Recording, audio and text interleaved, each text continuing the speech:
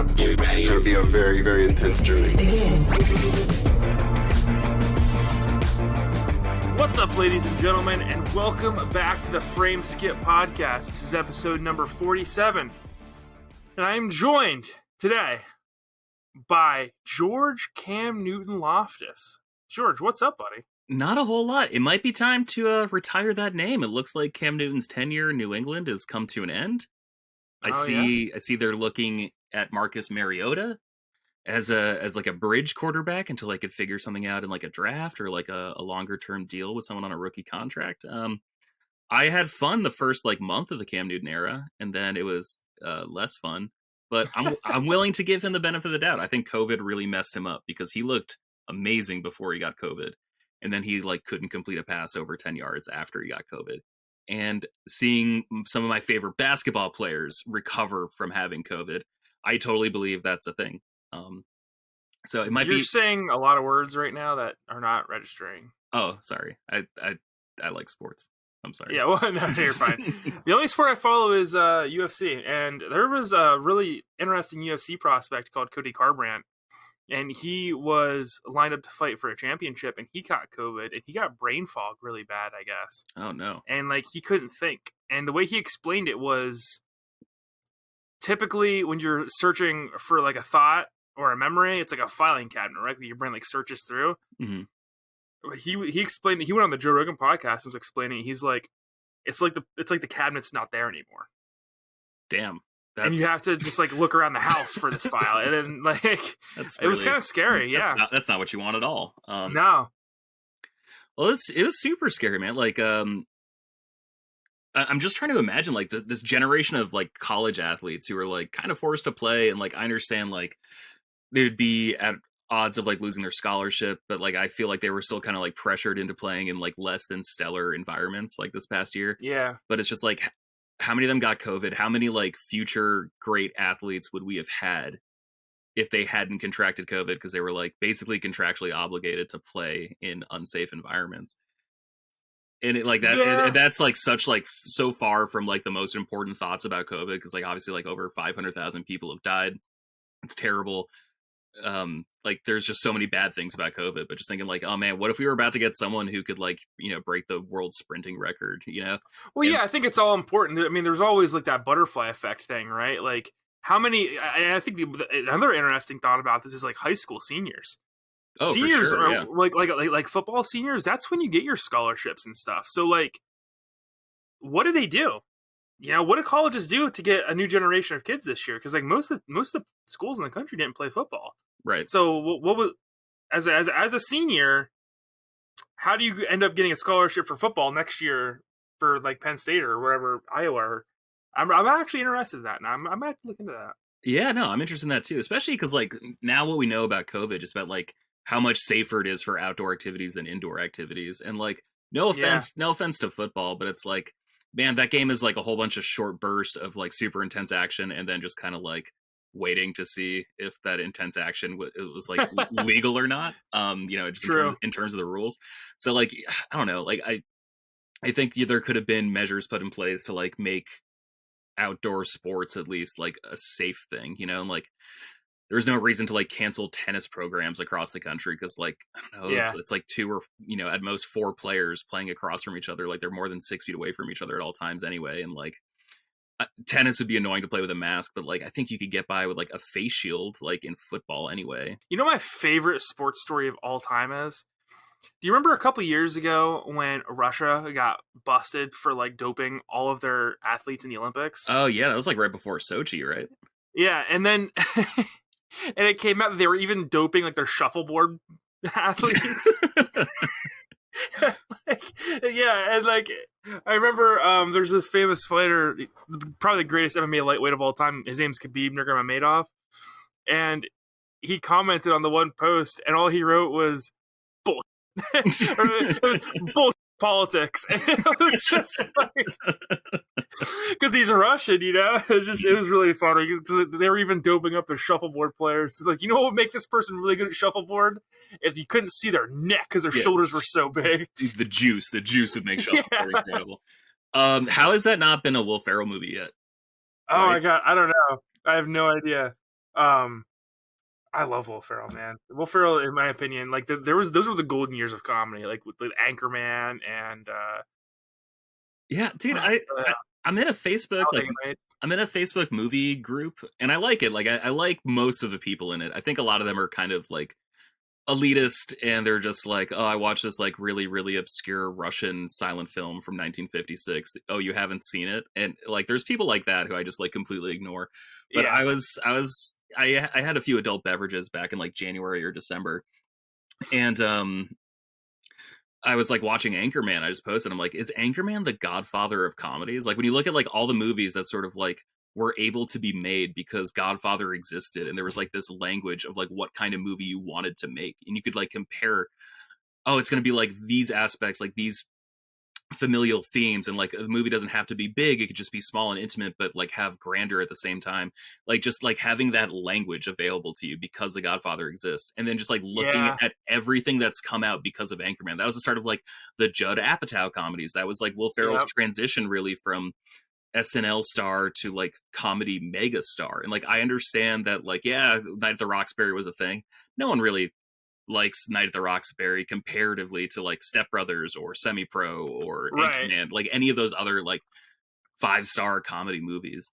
Right. I think you're onto something there, because I think a lot of people would say the Adam Sandler Happy Madison movies, but I actually feel like the Happy Madison movies were a product of the 80s.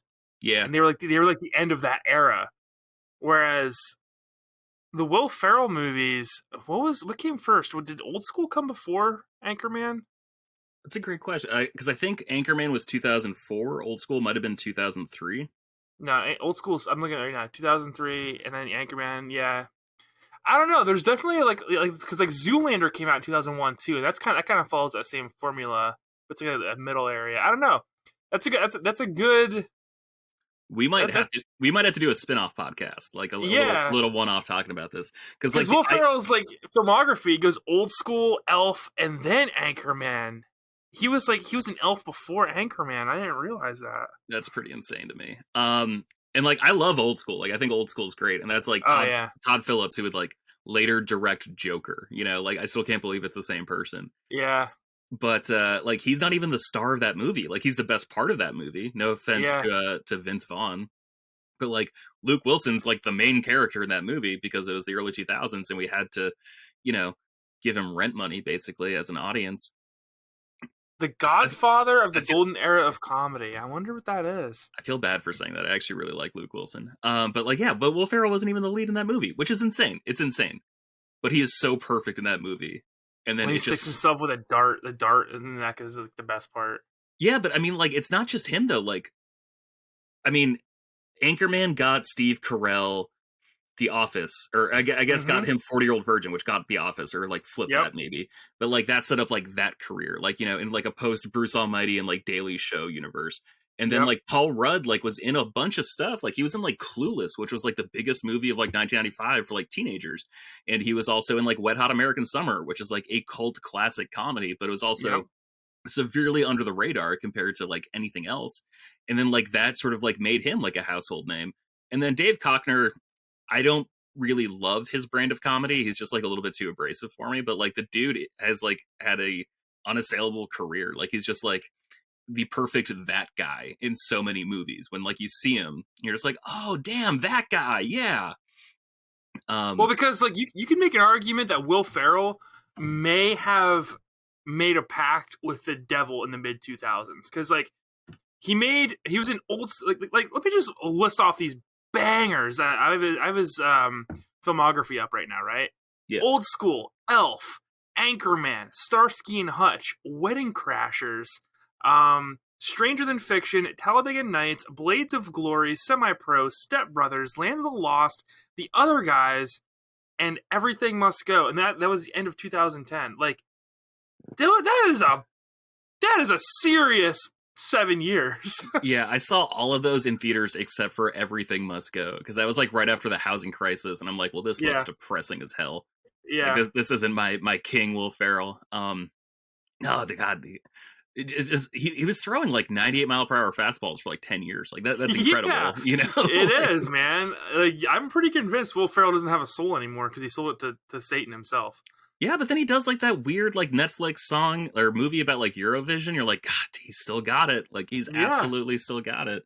Oh my God, there's that Netflix movie, Between Two Ferns, the movie. Did you see that? I have not yet, no. Dude, he plays himself in that movie, and he has the greatest scenes. He gets out of a limo with a cavalry saber on his hip and steps on a Segway and drives like 20 feet up to Zach Galifianakis in that movie. Because he owns Funny or Die. Did you know that?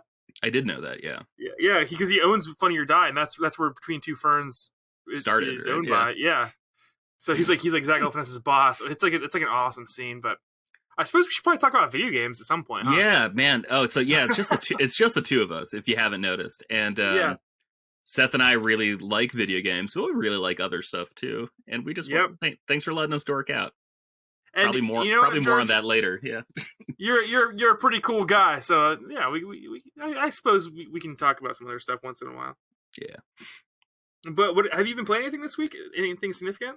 I've been playing a little bit of something. So the Pokemon Direct happened last week, and we're going to talk about that in a little bit. But it really just got me excited for Pokemon. And one thing I've been doing lately is I've been going on eBay, and I've been purchasing like official carts, or I guess not official, but like Pokemon ROM hacks placed into carts.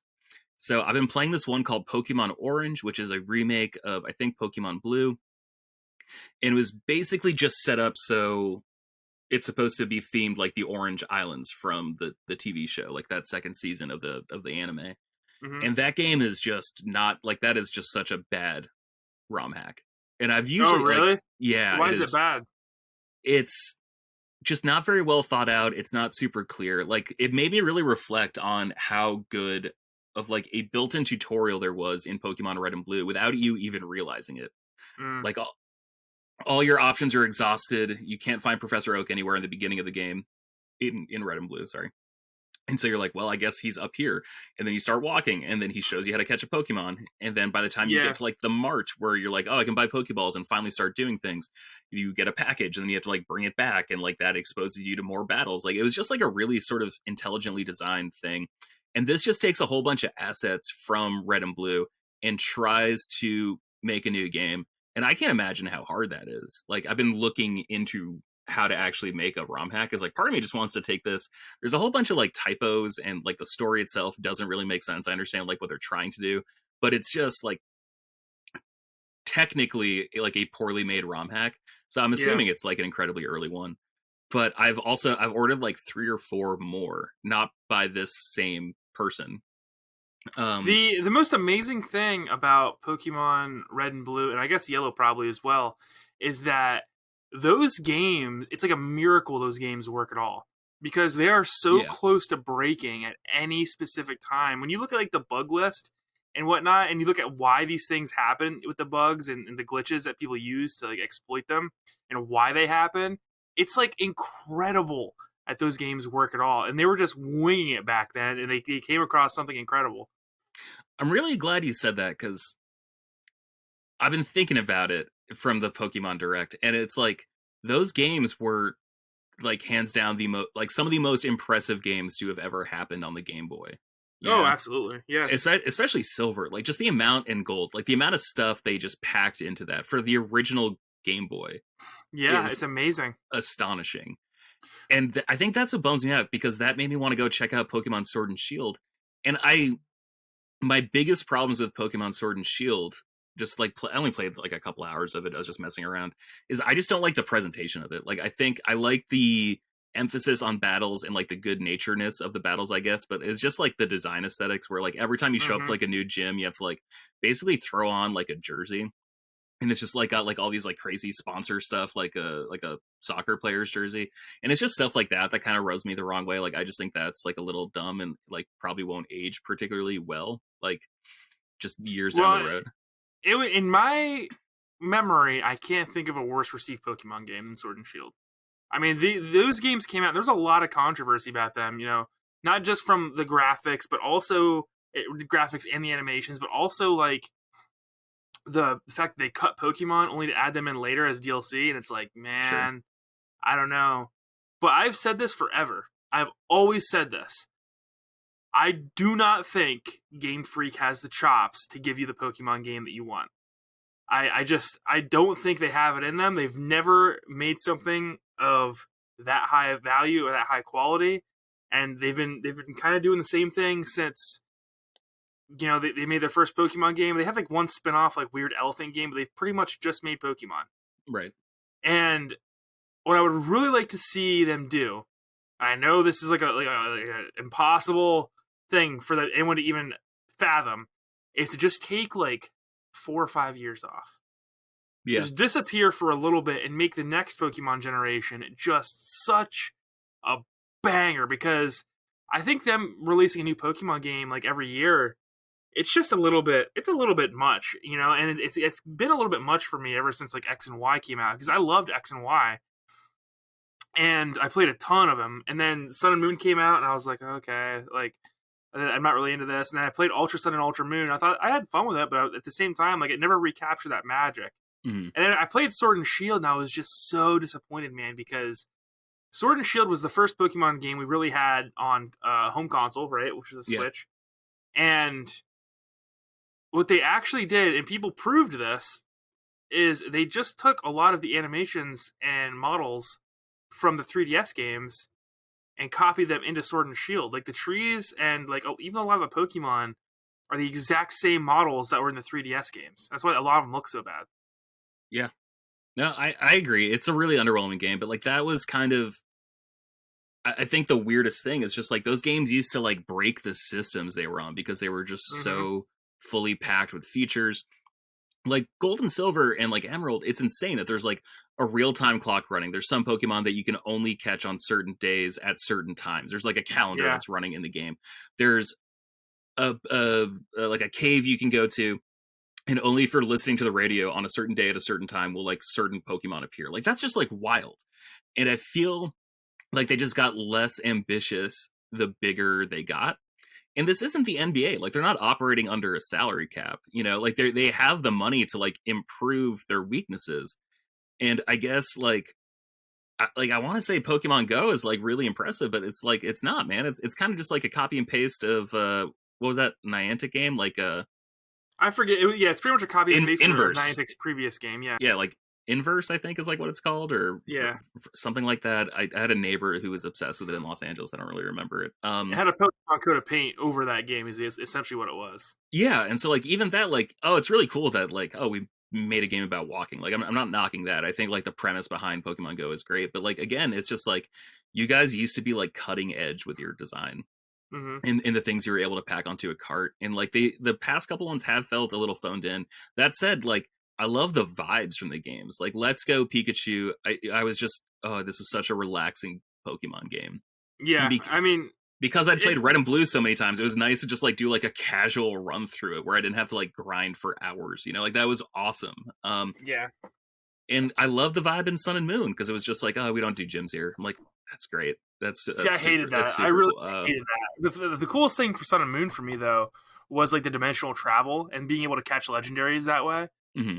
You know what I'm talking about? Because you can catch, I think, like almost any legendary through their dimensional travel, like the wormholes. Right. And you never know what's going to be on the other side of that, and it's really, really cool. I agree that that's super cool, but like for me, the thing I think I like most about Pokemon is like the collecting aspect. Like I could take or leave the battling. Like I personally just like the stamp collection I'm building of these little critters, and so the story sort of loses it for me the more like galactic it gets, you know, like the more cosmic, where it's just like you're some prepubescent kid who like leaves home and you meet God like on the side of the road. Like that, like it kind of loses me a little bit. And that's like one thing I like so much about Gen 1 and Gen 2 is just because it felt a little more grounded, I guess. Yeah, Gen 1 and Gen 2 are definitely my favorites as well, because like in Gen 3 lost me. I really didn't like the new Pokemon they added in Gen 3. Mm-hmm. And I didn't like what was it? What's Gen 3? Sinnoh? Yeah. No. Sinnoh is like Platinum, 4. Pearl, and Diamond, yeah.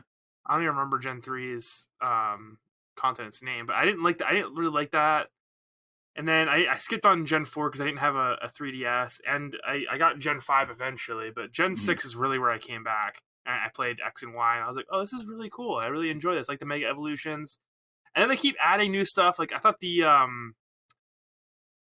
the giant-sized thing in Sword and Shield was really stupid. Gigantamax? Oh, yeah, that's what it was. I hate Gigantamax, dude. I think it's so dumb. At least like the Mega Evolutions, I'm like, okay, this is like a different interpretation of this character. Gigantamax was like literally just like, what if they were 10 stories tall? Yeah, it's really stupid. But I like the experimentation there because like I've never done like a raid battle in that game just because I'm like not far enough, and I also like I don't really like that's just not how I want to do Pokemon. Like I want to play it for like an hour before I go to bed and then just like hit it again the next night, you know, like that's how I want to interact with that franchise. I don't want to like set a time and do like a Destiny style raid, right? Based on like the videos I've seen, just like trying to figure out what it was about. And I like that that's like now an option, but I agree that it's like, oh man, did you have to do it this way? Like, yeah, the idea is rad, the execution itself leaves me a little empty about it. Well, we're going to talk about Pokemon when we talk about the Direct here a little later. Have you played anything else this week? I finally beat Immortals Phoenix Rising. Oh, how was that? Yeah, I love that game. I think that game's great. The platinum itself is so annoying. I'm going for it right now, and I'm like kind of miserable, but I really just want that space back on my hard drive. What's so annoying with the platinum? You basically have to do everything in the game, but you have to do it in a particular order. So there's like this thing called a heroic task board, and it's just like basically challenging you to do everything in the game, but you can't see all the tasks at once, so you can't just like cash in what you've done. You have to unlock it in a particular order. And usually it's like good enough where it's like, oh, you beat this. Oh, I already beat the next one. I can immediately do it. But it's just like frustrating that like, oh, well, that thing I needed to do was right next to the thing I just did. If I had known that I needed to do that in addition, I would have just done it while I was there. So it's just a lot of backtracking. And the one thing I don't like about the game is you can only level up in one place, called the Hall of the Gods. So you get these coins which you can invest in your powers, but you can't just like pop open the menu. Like as soon as you get the coins needed to invest in yourself as a character and like your moveset, you have to travel back to your main base to actually do it. Which it's not a problem because the game loads super fast. I've noticed coming in and out of like rest mode on PlayStation 5, the game gets choppier the more times I like rest before turning it off and then starting it fresh. But besides that, there's been like no technical issues, but like it's just kind of annoying. Couple of frame rate drops after coming in from rest mode. I don't like that you beat the story and then you can't go back. You can only start a new game, so you have to like load up a save from before you beat the game to like finish the trophy list. And it's just annoying. Like, well, it's just like you've done this with every other Assassin's Creed game. Yeah. Like, how could you not just like figure out a way to make it, you know, narratively makes sense that you'd still be here after beating the final boss? But I'm only dumping on the game right now. I really, really enjoyed it, and I'm really glad I played that instead of Valhalla. I was a little burnt out on Assassin's Creed. This was familiar enough to Assassin's Creed, but different enough where I didn't feel like I was just doing more of the same thing. It's funny you say that because I just bought Odyssey again, like 3 days ago. PC? And what'd you say? For PC? No. I bought it for PS4. Because that's where I like to play my RPGs. Really, is on PS4. But I was just gonna get the DLC because I was reading about Atlantis and some of the theories behind Atlantis and what it may have been and you know why this one Homer who had been known to you know lie about things wrote about Atlantis. And was it Homer that wrote about Atlantis? And now I'm Plato. It was Plato that wrote about Atlantis. Okay. And he wasn't known to like lie, like, embellish, embellish. But he wrote about Atlantis, and I was like reading all these like theories about it and like what it may have been and stuff. And I was like, oh man, that's pretty cool. And then I remembered that Assassin's Creed Odyssey had Atlantis DLC.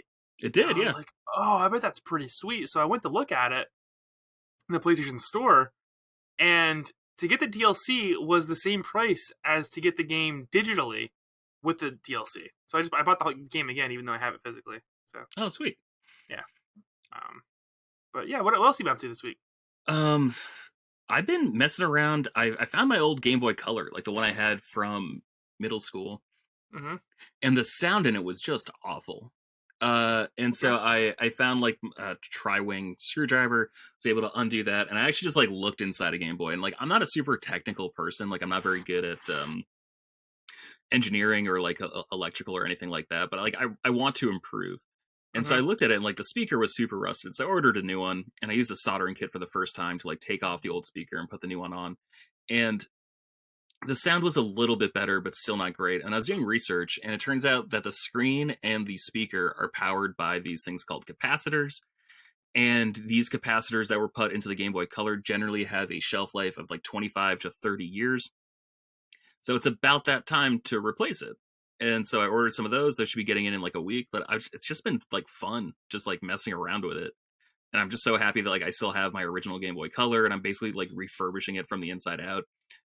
And I ordered like a Game Boy Advance and a new shell and like a rechargeable battery for it and like a new backlit screen. And like I'm just excited to like actually like build something. Like I don't have the mental capacity to like build a PC. Like I still find that super intimidating. But just the idea of like actually building the device you get to play games on, I like kind of get it now, even with just like my minimal involvement. And it's so much fun, man. Like it's just really cool. Yeah. I started modding stuff when I was, I think, in middle school, and I really fell in love with it. But I think Game Boy is like a really good place to start because it's pretty basic. You can kind of like work with it and get your hands dirty in there a little bit and not really screw too much up. Mm-hmm. And I'm sure there's like a ton of tutorials online. And oh, it's so helpful. Yeah, there are. And like I have like an extra original Xbox, and like I'm thinking like, oh, like the power source is like a little weird, like it turns off sometimes. And like after, like I don't mean to sound like cocky or arrogant or anything, like I still don't think I'm like particularly gifted with this, but I at least like have enough confidence to think like, oh, if I do enough research, if I watch enough videos, if I'm like patient and like slow enough, like I could realistically fix this Xbox, and like maybe I'll put a hard drive in, maybe I'll fix like the disk drive, and you know, I'm sure it's just rubber bands that are faulty, but like there's just like things I can do, and I'm like, man, I would love to like do this. Maybe order like a custom shell for like that Xbox, and I'm really excited by the possibilities. I still don't think I'll ever build a PC, but this is really, it's been a lot of fun to just mess around with. One of the coolest things people do to the Game Boys, I think, is they put a backlit screen. Yeah. And then because like the Game Boy's always like notoriously annoying for not being able to see it in the dark. It's so dark, yeah. Yeah, and remember they used to come with those little worm lights you could plug into them and yeah, stuff. And that just ate half your battery. Yeah. Yeah, and it made a huge glare on your screen because the screen was super reflective. Yeah. Never really worked right, but yeah, man, that's awesome to hear that. I'm glad you're getting into that because, like, I know a lot of people really, really like modding their Game Boy and their Game Boy Colors and stuff. And I never personally got into that. I was more into like my PSP. I modded the crap out of my PSP back in the day, and that required a little bit more like technical, like soft modding. And I was able to play PS1 games on my PSP and N64 games a little bit, depending on the game, and that was pretty cool. Yeah, I've thought about doing that with my Vita, but like I'm just like, oh man, it's like my only Vita. Like I don't know if I like have the heart to do that to something that's like so hard to find now and meant so much to me. Yeah. You know? One of our longtime viewers and friends, Alden Townsend, he actually just sent me a Vita TV, and you can't find those things anywhere anymore. And I've wanted one so bad because you can play PS1 games on them. And it's really like the best way to play PS1 games now is on the Vita TV, unless you have a PlayStation Classic. But the Vita TV, because you get your PlayStation Classics on the PS3 library, which they never brought over for some godforsaken reason. I've like moved around a bunch in the past like 10 years, like since like college, basically. Like every like couple years I'll just move to a new city. But I lived in San Francisco the longest in like one place. And so to me that makes me feel like, oh, that's like super recent. Like that's the place I just moved from, you know, like I was just there. Like it wasn't that long ago. And I keep remembering like just seeing PlayStation Vita TVs like in Target when I first got to San Francisco, but then like slowly realizing like, no, that was 2015. Like that was a long time ago. And for a while, you could get them like as cheap as $50. I got one for $40 off of Yeah. like some dude on Facebook Marketplace. Like it's just like, oh yeah, I misunderstood what my son wanted. I bought this. I'm just trying to sell it back. I'm like, all right, yeah, I'll take it. And I had no idea that they were like rare or valuable at that point. So I'm very happy that I just like pulled the trigger on that. Well, yeah, because they weren't rare or valuable when they were that cheap, and then people bought them all, and then Sony didn't make it anymore because the Vita was such a failure. Right. But do you subscribe to the theory that the Vita TV was like the leftover Vita 1.0 parts that they sent out? I've never heard that, but it makes perfect sense. Like if it's already made, why wouldn't you? You know. So yeah, so the Vita 1.0 had that port on the top, right? That no one ever figured out what it was for, but they always theorized it was a display port, so you could hook your Vita to the TV, and Sony never activated it. But then when the Vita 1.0 got hacked and like broken wide open, Sony created the Vita 2.0 to prevent another situation like the PSP where people were pirating games left and right. So then the theory is that they had all these leftover Vita 1.0 like motherboards and whatnot, and they was just kind of like, well, screw it, let's put it in a box and send it out so you can put it to your TV and call it the Vita TV. That's super weird to me because I haven't done that much research on this, so like this is just me like theorizing, but like no one I knew who had a PSP hacked it to like play a brand new PSP game, you know? Oh, like, really? No one was just like, oh, I just want to hack it so I can play like Birth by Sleep the day it comes out for free. Everyone I knew with a PSP hacked it so they could play like Super Mario Brothers or like Pokemon Emerald. Like they just wanted like an all-in-one inclusive gaming device. And so I guess I don't really understand why Sony was so concerned with piracy. And like I understand they probably got pressure from developers who like were having their games hacked and like were having their games illegally distributed. And so I understand that, but at the same time, like if you're making enough money from like actually selling hardware, why couldn't you grease some wheels a little bit to like, you know, turn a blind eye to that and like, you know, pay the publishers like under the table or something just for like, you know, like presumptive losses in software sales, but like you're still selling the hardware, you know? See, I 100% pirated games on my PSP. Okay. But yeah, I guess it was my PSP. I didn't do it on my Vita because I had money. But like when I was like, I was like 14. I didn't know the repercussions of pirating things. I didn't really care. All I knew is I didn't have any money and I wanted to play video games. You know, Sure. So like I hacked this thing and I would download stuff the day it came out on my PSP and play it. Okay. And I don't think I ever played a whole lot of it because for me, because I used to pirate things on PC when I was younger too, and for me it kind of took a little bit of the sweetness away of playing video games. It's weird when I pirated them because it was like I'd be like, okay, I can play this, but I didn't earn this almost. It was like a very strange feeling. No, that makes sense. Yeah, well, you like lost the ritual of it, you know, like yeah. The same thing, like I like downloading songs or whatever. The only exception I made for pirating stuff was I did like my junior year studying abroad in England, and I left all my comic book subscriptions running at my local shop, like in Vermont at the time. And so I would pirate the things that were coming out that I knew for a fact I was paying for. And so like when I went home in December for like Christmas break, drove down to Vermont, picked up like, you know, 4 months worth of comics, whatever. And then I like deleted the digital copies I had. So I'm like, well, I got the physical ones. And then like I went back and I just like kept pirating the same comics that I knew I was going to purchase, you know, just because I'm like, well, I want to stay current because like there's no way I can like go back and like read a year's worth of comics and like catch up, you know. Yeah. So that was the only exception I ever made. And then like I downloaded songs in like third grade, but like you're totally right. Like the ritual of it was gone. Like, you know, just like the excitement of like buying a CD and like putting it in your stereo or something was like just not the same as just getting one song off LimeWire. Like that, it was mostly convenience. It wasn't even like the money or the romance of it. It was absolutely convenience. Like, well, I just want this one song. And studies have shown that a lot of piracy is driven out by convenience. Like I guess like piracy dropped off massively when Netflix and Amazon and stuff became huge because all of a sudden it was just easy to get you know, movies and stuff digitally. So that's funny. I wonder if it's going to go back up again just because of like all this like compartmentalization of like all the I would imagine all the streaming services. Like I would imagine people just don't understand. It's like, no, Netflix got really popular. They're like, oh, we should copy that model. It's like, well, no, that model got popular because like it had CBS shows and NBC shows and old movies, and like now everyone is just redoing cable basically at this Yep. point. It's like, yeah, we put up with cable because like we got a whole bunch of stuff for like $70, but if there's going to be like 15 different streaming services and they're all $12.99 a month, like guess what? Like someone's going to lose. Like someone has to lose. And it's gonna be the guys no one cares about, like NBC and Peacock. Well, that's the thing, yeah, and like all their new stuff, I'm like, I would watch that if it were on Hulu, you know? Yeah, like, exactly. But I'm not going to pay an extra $12.99, $15 a month. Like as soon as they announced Peacock, I immediately bought Parks and Rec and The Office on DVD and 30 Rock, and I'm like, all right, that's like really all I care about from NBC. Like that's all I've ever watched from them on Hulu and Netflix and stuff. So I'm good. Like I just future-proofed myself from spending $15 a month. I have been playing Final Fantasy. No, you're fine, dude. It's just us two this week. We're just just chilling, having a little chat.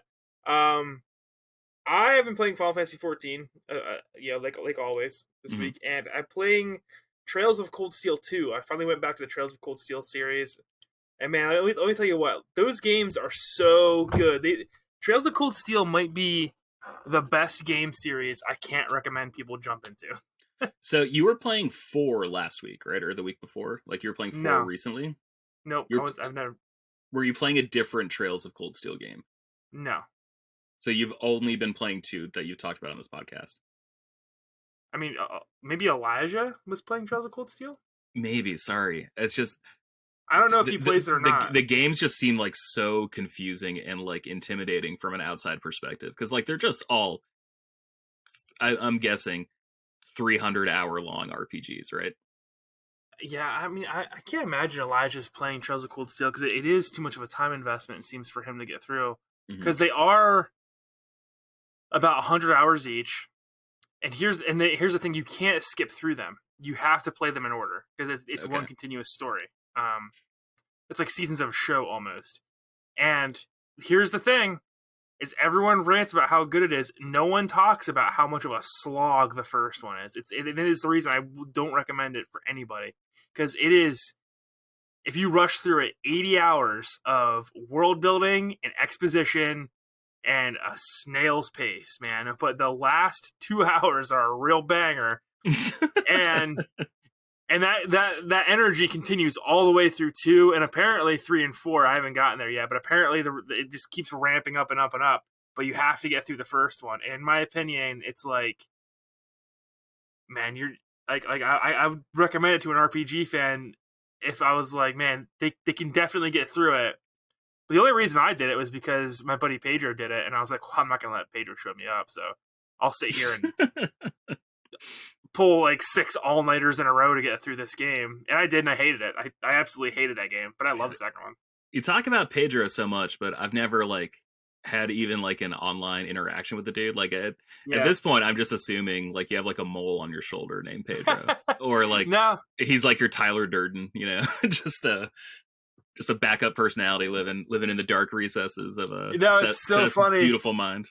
It's so funny because his name's Pedro and he's actually Puerto Rican, so people think I'm being like a complete jerk and being like super racist because Pedro's such a stereotypical name, right? You know, so like our other buddy Robert, I was talking about Pedro all the time, and then like I introduced those two, and he's like, "Oh, your name's actually Pedro." He's like, "I was concerned. I thought Seth was just being like super racist this whole time," and I was like, "Yo, yeah, what the hell, man?" Yeah, I know.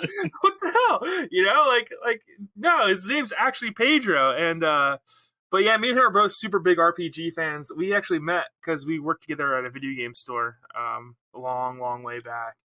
But yeah, he got me to the Trails of Cold Steel franchise, and then he kept going, and I dropped out, and I played Final Fantasy 14, and now he's playing through Final Fantasy 14. Oh, this is the greatest thing. One of the greatest things he's ever told me was like, because me and him lived together for about a year last year, and me, Pedro, and the guy I was talking about before, Robert, all lived together, and that's when I was playing through Final Fantasy 14, and he was like, "Yeah, man, those were dark days. You were really depressed playing through this, huh?" And I was like, "What?" He's like, "Yeah, you were just sitting in the living room playing this like nonstop for like 2 months straight." And I was like, yeah, but I wasn't depressed. He goes, oh, me and Robert thought you were depressed. That's what you were doing. I was like, no, I was quite the contrary. I was having the time of my life. I was having a blast. He goes, oh, I guess that's good to hear. It's like, yeah, I was so obsessed with that game because I finally went back and got caught up in the story, and it was like, yeah, it was like 300 hours I had to catch up on. I'm really jealous of that, man. Like I never had that. I had a roommate freshman and sophomore year of college, and then I lived by myself after that. And like after that, I just lived like with my like longtime partner, and I never had like that summer of just like dicking around in an apartment with like 4 other dudes and just like just oh crap, Halo guys, like we're doing Halo tonight, or like Borderlands 2 came out when I was in college. Like I know for a fact like I would have convinced everyone or tried to convince everyone like, no, we got to mess around with this tonight. So I'm jealous you had that that little camaraderie just going on. Yeah, it was really funny because Kingdom Hearts 3 came out right when we all moved in together, and our one buddy Robert is like a huge Kingdom Hearts fan, and that game was so disappointing that like he played it I think the first 2 nights, and then he packed it up, and I didn't see Robert play a video game again for like 3 years. Video games again. It just broke him. Yeah, it really did, dude, because like I swear to God, he did not play a single video game until like World of Warcraft again, like 2 months ago when I just talked to him. He's like, yeah, I'm playing games again, by the way. It's like, oh wow. Back on the wagon, boys. Yeah. Yeah. Because Kingdom Hearts 3 was so bad, man. I'm telling you, like, I don't recommend anybody play Kingdom Hearts. Like, Kingdom Hearts is the most I've ever been betrayed in a video game series. It really hurt me. All right. I mean, I've been wanting to check them out. I always say like I want to check out all these games. There's just not enough time in the day, It's true. Yeah, there really isn't. Especially when you want to go back and catch up. Although, right now is a good time to do that. There's really not a whole lot coming out right now. Yeah, I know. Like last February, at the beginning of the month, I wanted to like I said like, oh, at the beginning of every month we're gonna read like the major game releases for the coming month. I personally didn't like doing that, so I don't want to do that anymore. But so I'm canceling my own column at Frameskip. But you're totally right. Like, there's like absolutely nothing to play, which is like honestly kind of nice. Yeah, and like I only ever had the launch PlayStation 4, so like the PlayStation 5. The fact that it's just like there's a couple PlayStation 5 games I want to play, but it just makes every PlayStation 4 game I haven't played yet better. Like I'm so in love with that. Like it's so great that I'm like, I actually have the time to catch up on things I missed. Hell yeah, dude. All right, well, let's jump into our topics this week since we're 42 minutes in.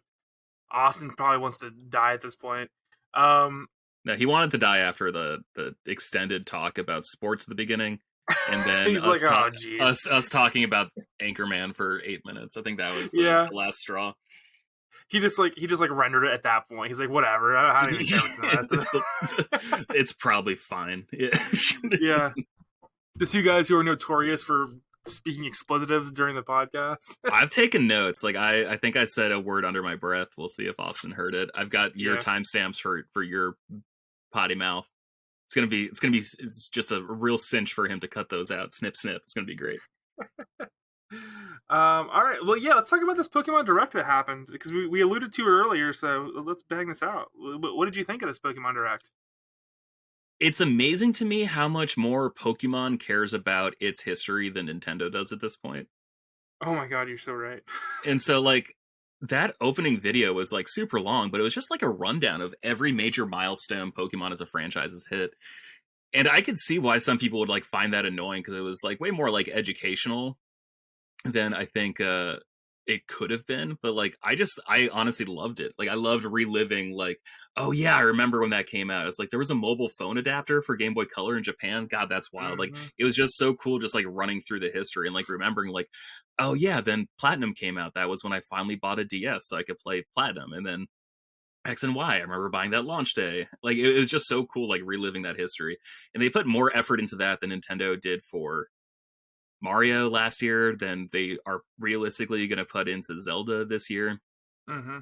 And it was really well made too. Like it was just like pretty, like just a single shot, everything happening like directly in front of the camera, everything in focus. And it felt like the Astrobot Museum from like that PlayStation 5 game. Like it was just a celebration of where we've been.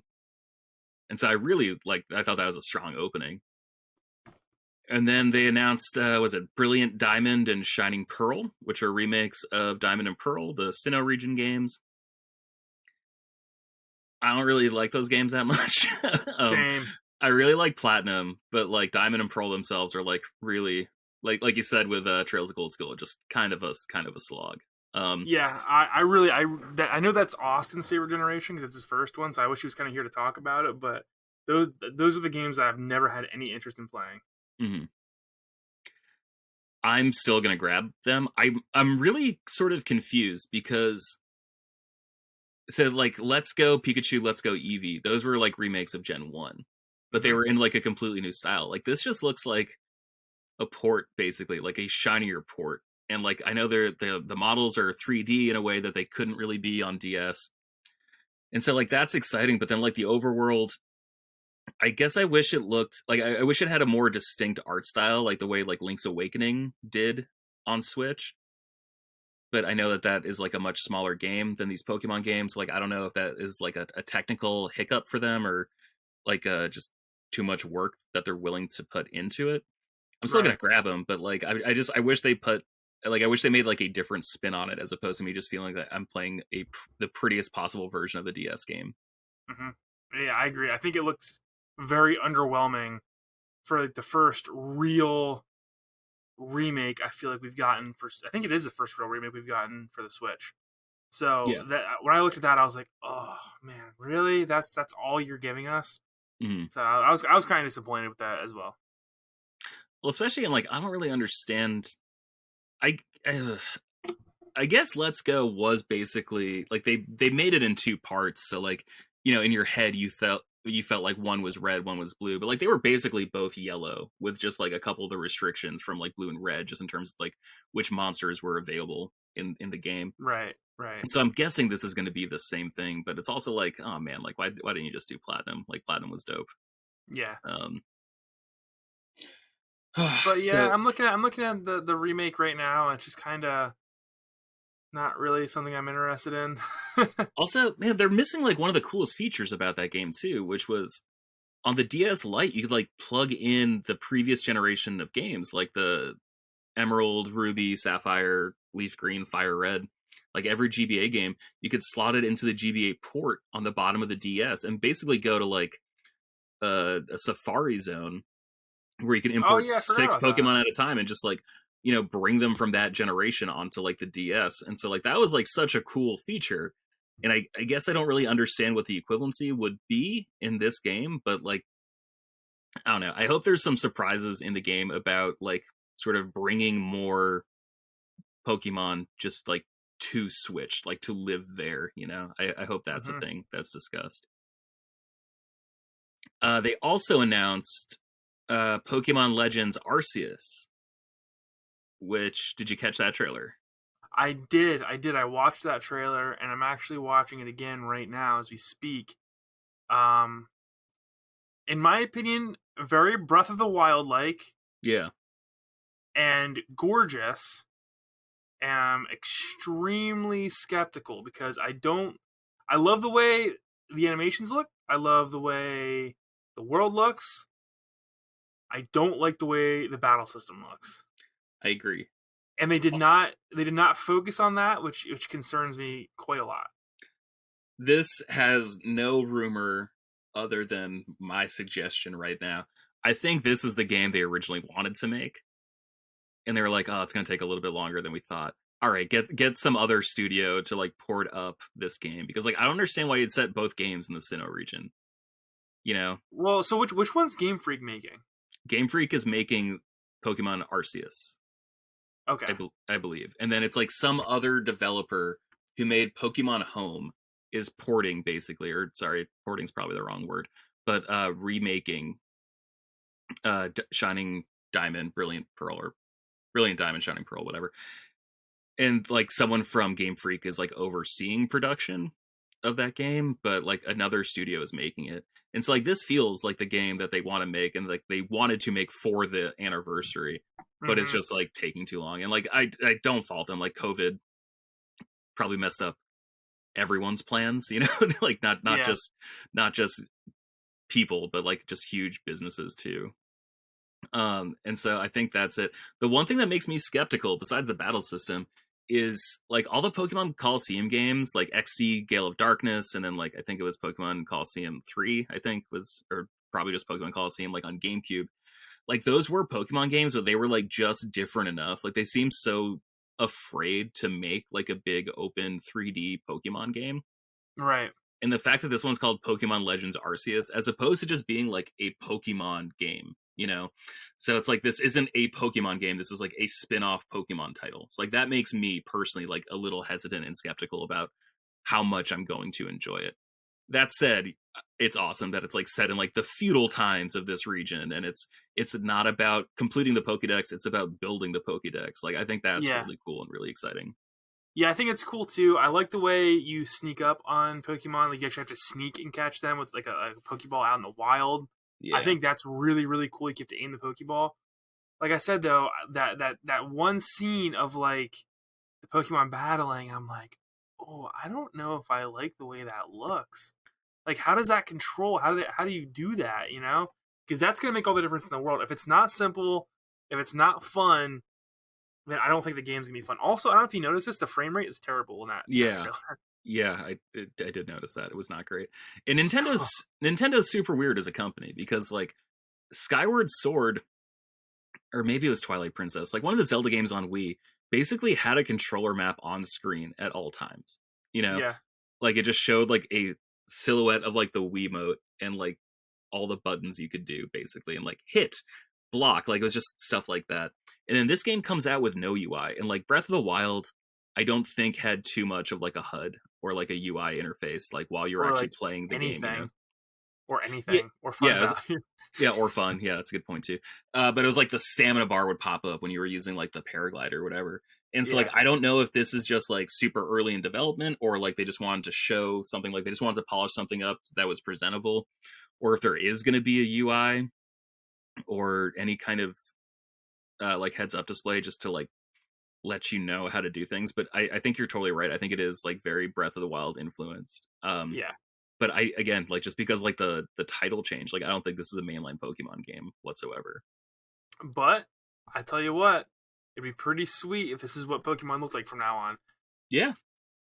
You know, I just, for some reason, man, I will be very shocked if Game Freak is the studio that pulls off what they're showing, and like this isn't like a super small scope game with a super limited amount of Pokemon in it, because that was their whole thing with Sword and Shield, was like, oh, we couldn't add more Pokemon in because that would have taken extra time or something like that. There was too many resources. So that was their excuse for not adding in Pokemon to Sword and Shield, which was basically a copy and paste of the 3DS games.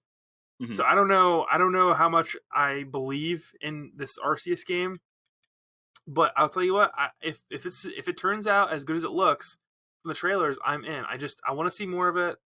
I want to see people playing it. I want to see gameplay, and I'll form an opinion from that point. I know you've been on the fence about getting like a Switch because you sold your Switch, right? Yeah, I did sell my old Switch. Yeah. What is the lowest possible? What is like I know like review scores aren't what matters about a review, but I guess what's the lowest possible review score this game could get where you'd still consider buying a Switch for it? Like how compelled are you to get? So like if this is the game that I'm buying a Switch for, what's the lowest score that I would buy it for it? Yeah, like how much would you have to convince yourself that like, this is averaging a 6.8 on Metacritic? Yeah. Well, I mean, I like a lot of games that are generally around 7 anyway. Like, okay, this is like I'm pulling the trigger. Like what's your breaking point that would? So this is actually an interesting question, because I don't think I wouldn't buy a console just for this Pokemon game, but this is why this question's interesting. Nintendo gets such a free handout when it comes to review scores. I don't think I would buy a Switch for this game unless it was lower than a 9. Really? It'd have to be lower than a 9 for you to consider buying. Oh, that's interesting. Damn. Because I really truly believe that when it comes to Nintendo, reviewers just give them free handouts when it comes to review scores. And like I think it's been that way for a long time, and I think Nintendo gets away with a lot of crap that they would skewer other developers for, other publishers. For instance, the Sword and Shield thing. Dude, if another publisher or developer did that, they would have been blasted all over the media. But because Nintendo, they get it free, and I'm sorry, dude. Breath of the Wild came out the same year as Horizon Zero Dawn. Did not deserve any awards over Horizon. Well, I still think Skyrim is like better than Zelda. Like I think it's just like more. I just think Breath of the Wild is like the most annoying form of Skyrim. Like can you imagine playing Skyrim and like your mace breaks after 8 swings with it? Well, imagine playing Skyrim and there's this giant open world with nothing in it. Yeah, that's a good point too. It's like, and no music. It's just like, everything was destroyed 100 years ago. It's like, well, maybe you should have set the game during then, because it sounds like there was a little bit more going on. Yeah, there's 4 towns. Yeah. All right, sorry. I know everyone who listens to this and everyone else who's normally on this show loves Breath of the Wild, but you're not here right now, so that I will sucks. die on this hill that Breath of the Wild sucks. Yeah, I don't particularly care for it either. That is, I was just being a jackass when I asked the question. I'm really glad that you actually like took it seriously, and you're like, oh, that's interesting, because I'm exactly framing it that way. Because I really do think that Nintendo gets a lot of leeway when it comes to reviews.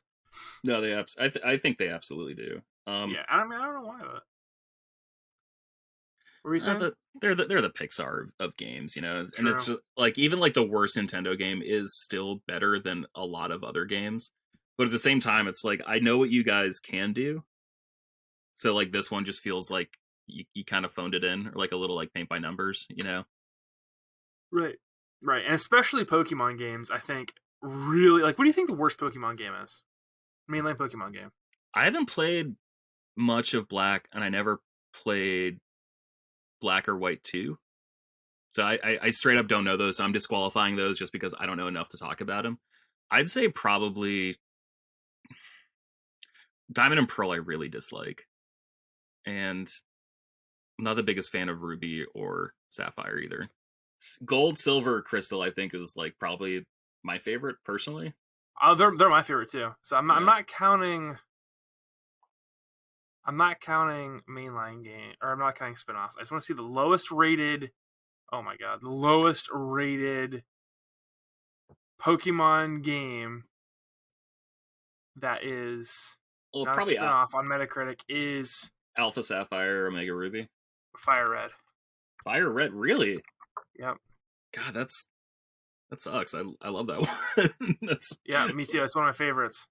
Well, it's just like, hey, what if this game looked like what if the Pokemon game looked like a Super Nintendo game? It's like, yeah, man, sign me up. That sounds dope. I'm in. Yeah.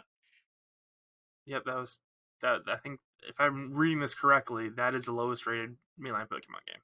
That's pretty shocking. I would have assumed. The reason I didn't buy Black or White wasn't because like I thought it looked dumb. It was because I just didn't like the art style. Like I thought like the pseudo 3D they were doing on the DS like just straight up looked bad. Oh no, I'm sorry. Okay, so Pokemon White and Black both have 8s. Pokemon Shield has an 8, and Sword has an 8. And I think Emerald has a 76. That's weird. I don't really like that. I don't like that generation very much, to be honest. No, I don't think many people do. Okay, so Emerald is the lowest rated mainline Pokemon game with a 76, which is very strange because Ruby and Sapphire are higher than that, much higher. But well, I think because Emerald was just so much of the same from those, where it's just like, oh, you're basically just buying the same game with 5% difference. Like I don't think it was like billed as like an expansion, like the way the third game usually is, but like it wasn't that different. But like Platinum was such an improvement over Diamond and Pearl that like that's why I think that one's like really highly regarded. So none of the Pokemon games have cracked the 90s, but I guess I wasn't really thinking of Metacritic. I was just trying to see like the overall. I would say if we're talking Metacritic scores, probably the lowest I would go is like a 80 on Metacritic, because like that's 80 to 90 is generally where they all sit. Which is fun. I think is ridiculous. I feel like I'm more likely to play 80 games, like games ranked in the 80s, just because it's like, oh, it's a 10. Like, oh, well, that's great. It's always going to be great. I'll hit that up some other time then. But like in 80, I'm like, well, that's weird. Like given like the pedigree of who's making it and like everything I've seen, I'm like, that game should by all accounts be awesome. And like that makes me what I've come to the conclusion of recently. Way more interested in. Sorry, check it out. Oh no, I'm sorry. What hit me?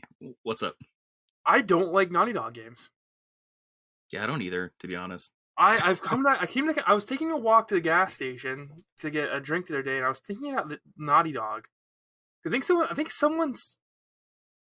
I saw like a Twitter comment about The Last of Us 2, and that still gets controversy every single day. Every people talking about it, and I was like, I had no desire to play The Last of Us 2 even when it was announced. And I was like, when was the last time I actually enjoyed a Naughty Dog game? I was like, Uncharted 2. And I'm like, when before that? And I was like, Jack and Daxter? Jack 2? And I'm like, you know what? I don't think I like, I'm not into the new Naughty Dog games. Like, I didn't enjoy Uncharted 1. I thought Uncharted 3 was a letdown. I thought Uncharted 4 was a letdown. I really didn't enjoy The Last of Us. And I didn't play The Last of Us 2 because I wasn't hyped at all for it. And I think it's time for me to just accept the fact, like, maybe I just don't like Naughty Dog games.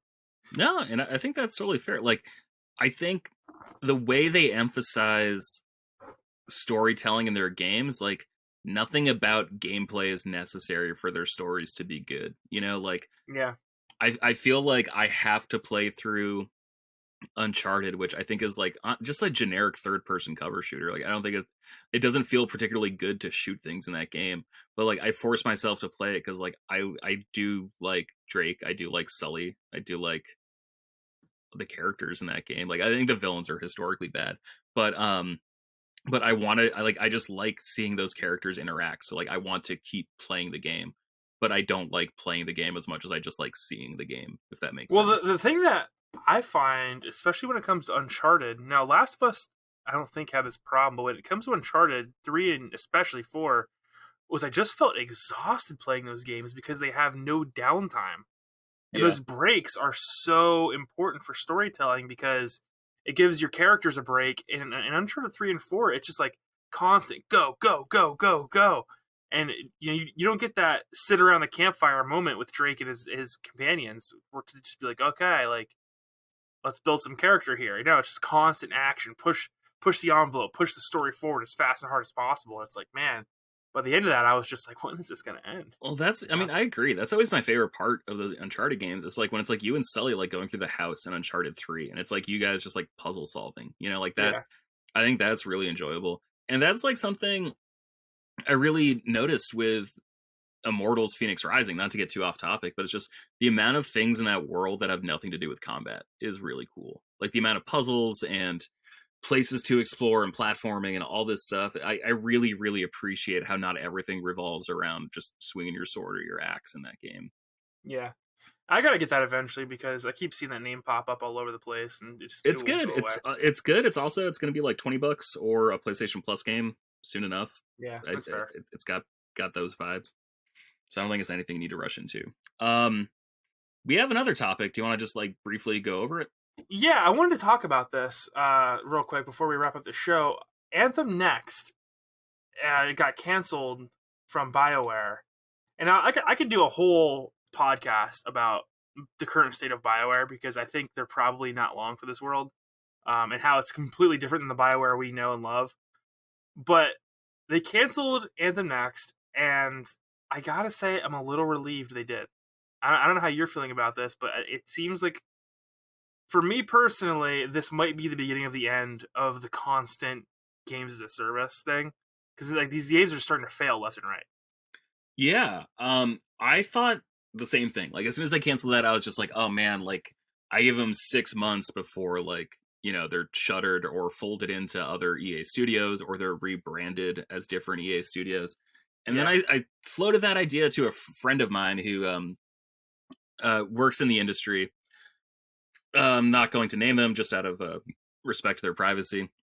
But they said that they thought that this was actually like a great sign for BioWare because it was them like exercising their own demons and like, trimming the fat about like, all right, well, this isn't working. Like, let's just do stuff that works.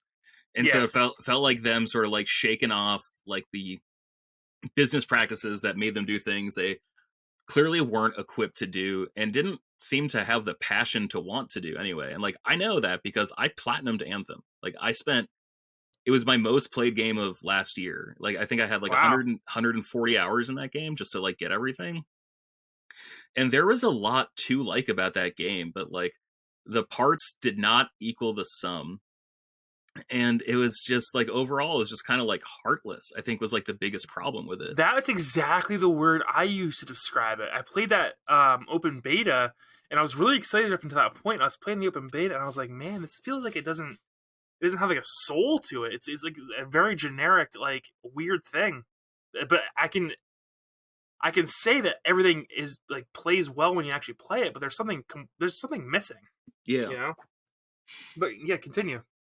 And so like that sort of reframed my point of view on it. I'm like, maybe this is a good thing. I still understand why Anthem Next was like brought up, because like that game was like clearly a huge like resource sink, you know, and like they spent years developing it. I think like hopefully too this means like the end of EA mandating that everything be used on Frostbite, you know, because like it seems like a great engine for certain things, but just an absolute nightmare for more particular games. And like it got to the point where like even Days Gone was like made on Unreal Engine. It's like, okay, like if a first party studio is dropping the mandate to use, you know, like a first party engine, it's just like, what excuse do you have as a third party developer to like not use something proprietary? If like, I assume they said that like, oh, this is really difficult to build this using Frostbite. There's no way no one didn't mention that.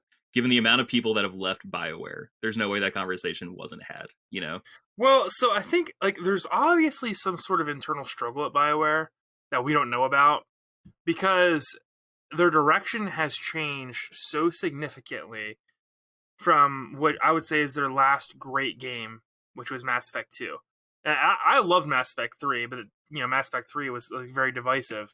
Mm-hmm. And ever since then, man, there hasn't been a BioWare game that like has been a real standout game, and that's been what, 10 years? Over 10 years, you know. So it's like, man, you know, Dragon Age Inquisition came out, and like it was good. I had a lot of fun when I played Dragon Age Inquisition, but looking back at it, I'm like, it's a pretty lackluster game. I think I just liked it at the time because it was the first like RPG we had on the PS4 generation. Exactly. Yeah. I had and you know, they really did that series a lot of disservice with that game too, because they put a lot of the really cool lore quests and whatnot on the war table. And the war table was like an easy way to get lore. Or, I'm sorry, not the lore table, the war table. It was an easy way to get lore and like story in like a really compressed, compact format without having to actually put it in the game. Like you meet the character of the first game through the war table. Like that should have been a huge moment, but it wasn't, you know. Well, that, and correct me if I'm wrong, because like I haven't played that game since it came out. I played it for probably like 10 hours and then bounced just because I'm like, well, I don't really like this, and also I never played 1 or 2. Like I tried Dragon Age 1, but it just ran like on consoles, and so I just kind of gave up on it. But the war table is basically like the tie-in game they always put on your phone for EA games back then, where it's just like, would you like to send a strike team out on a mission to see if they're successful? Yes. Check back in 7 hours to see if it worked or not. That's exactly what it was, yes. Okay, that's what I thought it was. And it's just like, why would, like, this, like, I guess I understand why it's cool. So it's like, oh, I'm going to play the game for 10 hours today. Let's just have something be done in the background while that's happening. But it's like, man, you can't, don't pretend this is like a big narrative pillar of this game when like you know what you did, you know. Yeah. And then of course Andromeda came out, and it's like that game was extremely divisive.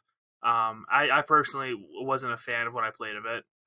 You and I have had words about this. I think it's the best playing Mass Effect game, and I don't think it's fair to compare it because we always think of Mass Effect as a trilogy now, and like this game only got 1 outing. You know, like, and so like I think the only game you can compare it to is Mass Effect 1, and it certainly plays better than Mass Effect 1. I just don't care about the people nearly as much as I did in Mass Effect 1. You know what I think the biggest turnoff for these two games for me is personally though is the companions.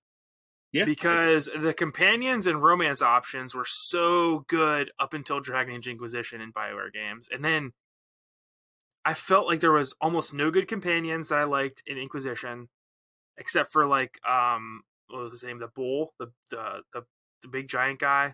Okay, yeah. I can't remember his name. And Dorian in Inquisition. They were both really cool. And then in Andromeda, I can't name a single companion except for your sister. Yeah. You know, and I'm like, I can't either. ugh. Or like my brother, because I played as like the female lead in that game. But yeah, like Yeah. the character you didn't choose. Yeah, I'm like, all right, man. Like, and these were so good. Like, you remember these legendary companions in like Mass Effect, like Liara and Miranda and Solus. You know, like all these like really cool companions. And then even in like Dragon Age, you know, like and KOTOR, these were all really really cool companions that you had in these games. And then you get to like the new games, and it's like, oh, all right, I guess. Kind of phone it in here. Does this make it more likely that BioWare will be handling a remake of KOTOR now? Since they're canceling Anthem next? I don't know. I hope, what I imagine they'll do is cancel Anthem next and put all the resources into making Dragon Age 4 as good as possible. I would hope that's what they're doing. Sure. Because the best part about the story was that Dragon Age 4 went all single player. Because before it was rumored and almost, I think, pretty much confirmed that it was going to be a games as service, sort of like Anthem was. Mm-hmm. And then I think now that, and this is what the main part of the topic I wanted to bring up was that I think this is the end, or at least the beginning of the end of this games as a service. Everything has to be games as a service, because it very much reminds me of 2013's Tomb Raider, which was, in my opinion, the end of everything has to have multiplayer. Every single player game has to have multiplayer, and they put it in that Tomb Raider game, and no one gave a single crap. And they were like, "Oh, yeah, that was a mistake. We wasted a lot of money on that." Well, that, and I remember that came out so close to BioShock Infinite, and like BioShock had no multiplayer. BioShock 2 had multiplayer, which I've had friends who played. They're like, "Yeah, it's not bad." I'm like, "Yeah, but who cares, man? Like that's not why anyone wanted that game." And then BioShock Infinite came out, had absolutely no multiplayer whatsoever. Yep. And it's just like, oh yeah, you're right. Like if you make a game that's good enough, it can stand on its own. It doesn't need this. And like I understand the whole, well, multiplayer builds in value. You can stick with it over time. People are less likely to sell back their game, which makes other people less likely to buy it in a way that we don't see any money from it. And I really think it's because games are so cheap digitally now. But it also costs a lot more to run the game and then make the game as well. Like you look at, for instance, Anthem, complete failure. I think we can all agree. Anthem was a huge failure. And then we look at like Avengers, and Avengers really screwed Square Enix last year, because Square Enix, by all accounts, had an incredible year with Final Fantasy, and they sold a ton of copies of Final Fantasy, but they still barely, I don't even know if they broke even. They may have even been in the red because of Avengers. I don't think they broke even. Yeah. I think they were in the red. And that really sucks. I think I've played the most Avengers of anyone at the show. And I got like halfway through the campaign, I was like, I need a break. Also, like I'm moving, like I just don't want to like really deal with this right now. And I intend to go back, but like the single player story is like great. Like it's basically just like a Miss Marvel, like Kamala Khan game. And like if they had just like focused on that would have been awesome. And like that would have like synced up perfectly with like when the show is supposed to be coming out, or they could have made it like when the show is like coming out on Disney Plus or whatever. And like the story is like super high quality. It's great, but like it just doesn't make sense to have Avengers in that sort of mechanical frame. Like that is what makes the game not fun, you know? Is like That's what I've heard. Finding this armor and materials to equip this new thing to the Hulk's punch. Like it's like, no man, like honestly, just give me the Hulk, let me get experience points, and let me just like unlock cooler moves. Like don't make me farm materials, please. I think actually it would have worked if they simplified it down to be like, okay, now this is like Ultimate Alliance, where like your characters just it's like an RPG, your characters are gonna get stronger. Just like an MMO, right? Like an MMO, like World of Warcraft or something. Yeah, there's an armor system, but it's not like this like farming, like currency to like trade in for like something else. Like no, you get your levels, your character constantly gets stronger, and you don't have to worry about it. But like I think the other thing that was really hard about Avengers was that like everyone has their favorite Avengers, and you can't have the same Avengers on a team. And it's built for multiplayer, and I heard that complaint a lot, you know, because like. Well, it's that's why they started like introducing so many skins, and it's just like, okay, so basically you're telling me like you're going to introduce a second Black Widow-esque character, or like Mockingbird or something, you know, like from the comics, and it's like, all right, so she's going to play 95% the same as Black Widow does, just because like I want to play that style of character, but there's only one Black Widow, so I'm screwed otherwise, you know? But I just saw like an advert. Did Hawkeye just come out for this? He's launching alongside like the PlayStation 5, Xbox Series X like upgrade. Because like Kate Bishop got delayed, right? Yeah. And like she just came out. And the next character they want to release is like Hawkeye. A terrible release schedule, bud. Like, what are you talking about? Also, like that show's supposed to be coming out soon. It's just like, man, you guys probably should have like taken more time on this game, A, and B, like, I don't know, release it closer to the show. And, or release it sooner. Like, how is there not a single Avengers game when like Endgame was coming out? Like that's so strange. I don't mean to like belittle these decisions that people with much more education and much more experience than I do have, but like, man, the Batman Begins game sucks, but I left the theaters and I was like, I want more Batman, and then I bought a $50 Batman Begins game because it was available right after I saw the movie. You know, 100%. Like they phone it in, and it works every time. But for some reason, you're right. There was no Avengers game. And I think it's because this was in development for so long. I mean, this game was in development a really long time. It was like the worst kept secret in the industry for a really long time too. Yeah, but there was a pseudo like MMO Ultimate Alliance action game called Marvel Omega Force that was on PlayStation 4, and that was free to play. And I think that was made by like Bazillion, which was a developer in like San Jose area, like in the Bay Area in California. And then that game just like that entire studio just went like up. And like that game was just like ripped down from the store. I don't think it was Omega Force. What was that Marvel MMO that came? Marvel Legends? I thought it was like Marvel Omega. Marvel Heroes. Marvel Heroes. Yes, that was it. It was Marvel Heroes. It was like a top-down Marvel Heroes Omega. It was a top-down like isometric. I was close. I was close. Yeah. That was pretty good. I spent a little bit of time in that game playing it. I did too, and that was like, you know, it was free, it was mindless. Like I would just like, you know, come home from work and just like de-stress, like, I don't know, smoke some plants and then just like play that game. And it was a blast. And also, it was essentially Ultimate Alliance with an MMO. And also, like, I mean, I know the company went under, but like, man, it didn't offset like one of the most successful Final Fantasy launches of all time completely, like budget-wise. Right, true. Absolutely true. But I suppose we should wrap this up since we're over an hour here and Austin's having a rough week. He's got to edit this podcast still, but I think it was a good show. Yeah, man, I had a lot of fun. Thanks for letting me talk about my Godfather comedy theories, and I'm sure we'll do a movie spinoff in the future. Listeners, let us know if you liked us talking about that, because we like talking about it. And I know Seth and I are huge comic book fans, so maybe if there's any interest, we could do a little intimate 2-person show talking about comics. That'd be fun too. I would love that, yeah. Because I have so much to say about the state of the comic book industry, like so much. I would love it if it was just like hot takes, and like we just like rip back and forth with our hottest takes. And then I have absolutely nothing but hot takes in the comic book industry. I'm well aware, and most of them are garbage, and I can't wait to hear more of them. But you know what? I don't have any hot takes without reasons behind them. That's what I'm saying. Like I always have like evidence the reason I feel this way. I respect that about you. I really do. But I need more than just it's bad character development. Like I need to hear like why it was bad character development, just in preparation of this eventual comic book show. Just so clear. Okay. And I promise I'll try to do the same. I'll try to come out guns blazing, just popping off from the hip. I'm excited. It should be good. It should be good because there's new characters that I love. Like I love Spider-Gwen. I think Spider-Gwen's a great character. Spider-Man, that was like what got me back. It was like that in the Star Wars comic were like what kind of got me back into comics after not buying them for a few years. Yeah. Spider-Gwen's great. Spider-Gwen's great. We got to cut it off before we get too far. We got to slice this podcast off our neck.